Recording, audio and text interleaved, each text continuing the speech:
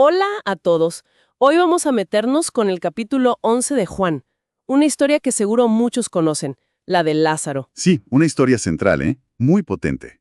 Arranca en Betania, tenemos a Lázaro, que es hermano de María y Marta, amigos de Jesús, y está muy enfermo, gravemente enfermo. Y las hermanas le mandan un mensaje, digamos, urgente a Jesús, ¿no?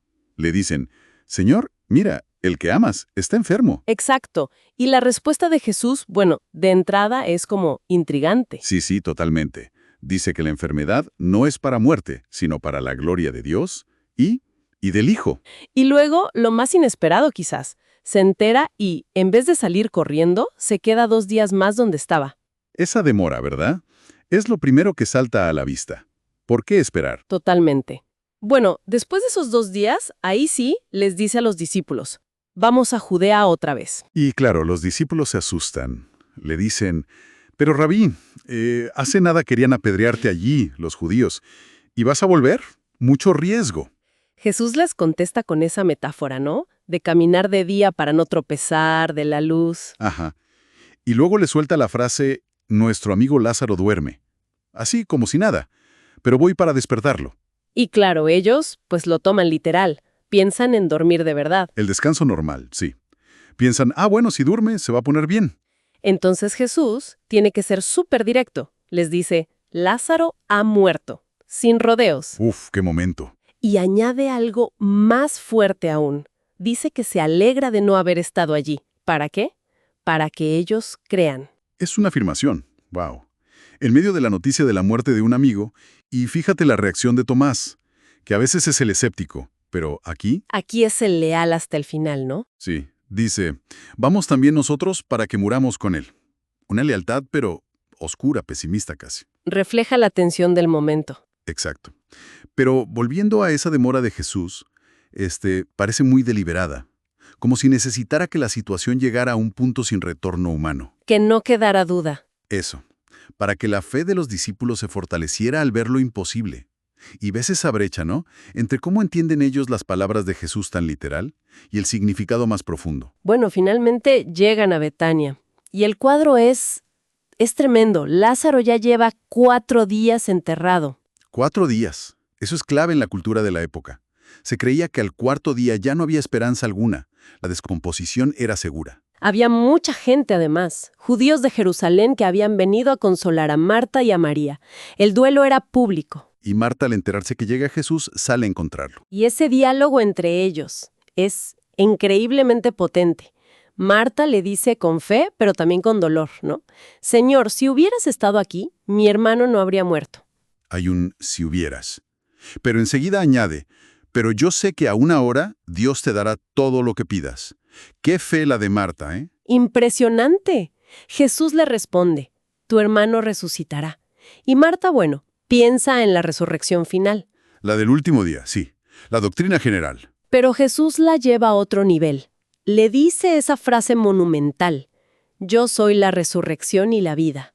El que cree en mí, aunque esté muerto, vivirá. Uf. Y todo aquel que vive y cree en mí, no morirá eternamente.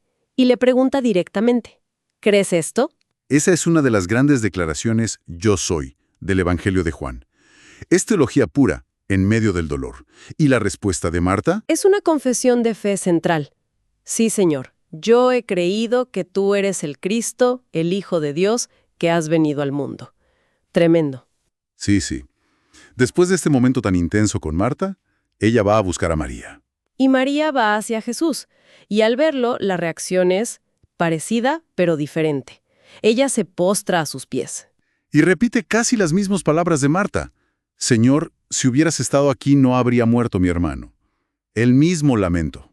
Pero aquí la reacción de Jesús cambia. Al ver llorar a María y a los judíos que estaban con ella llorando también, el texto dice que se conmovió en espíritu y se turbó. Se conmovió profundamente. Y entonces llora.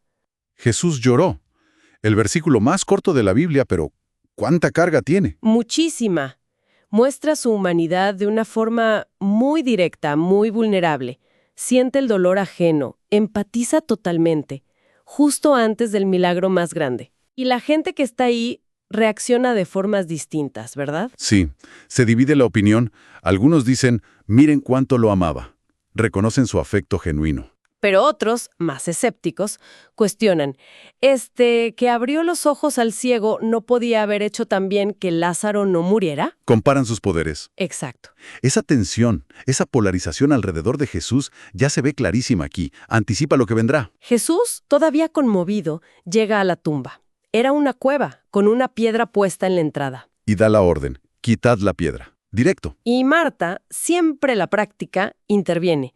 Señor, ya huele mal, es de 4 días. El detalle realista, ¿no? La preocupación lógica. Pero Jesús le recuerda su promesa. ¿No te he dicho que si crees, verás la gloria de Dios? Una llamada a la fe, de nuevo. Entonces quitan la piedra. Y Jesús ora. Ora en voz alta y explica por qué lo hace. Padre, te doy gracias por haberme oído. Lo dije por causa de la multitud que está alrededor, para que crean que tú me has enviado. O sea, la oración es también para ellos, para los testigos, para que entiendan de dónde viene el poder. Y después de la oración viene el grito. Clama a gran voz. Lázaro, ven fuera. Imagínate la escena. El silencio, la tensión y ese grito. Y el que había muerto sale, atado de pies y manos con las vendas, y el rostro cubierto con el sudario. Increíble. La prueba definitiva de su poder sobre la muerte.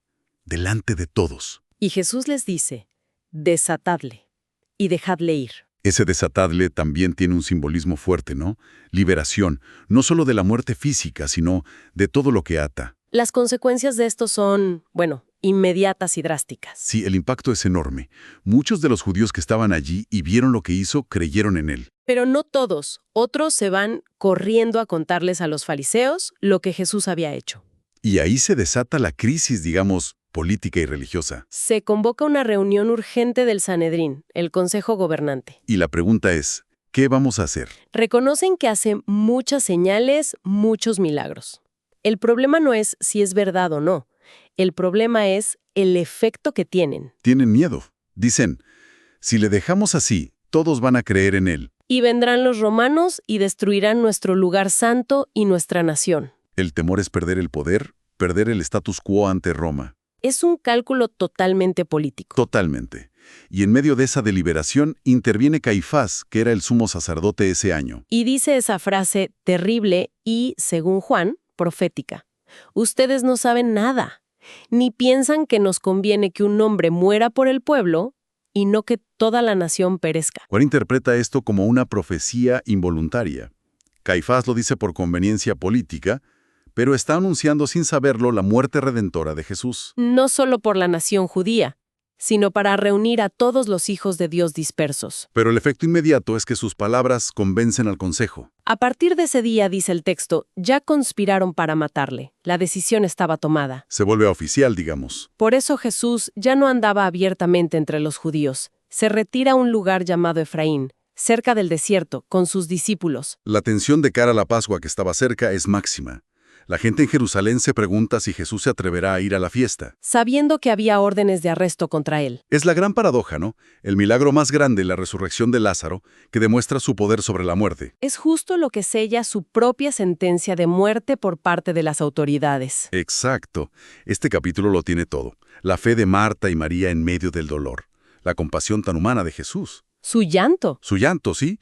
Y al mismo tiempo, su poder divino absoluto. Y las reacciones humanas tan variadas. Desde la fe y la adoración hasta el miedo, el cálculo político y la conspiración para matar. Te deja pensando mucho, ¿no?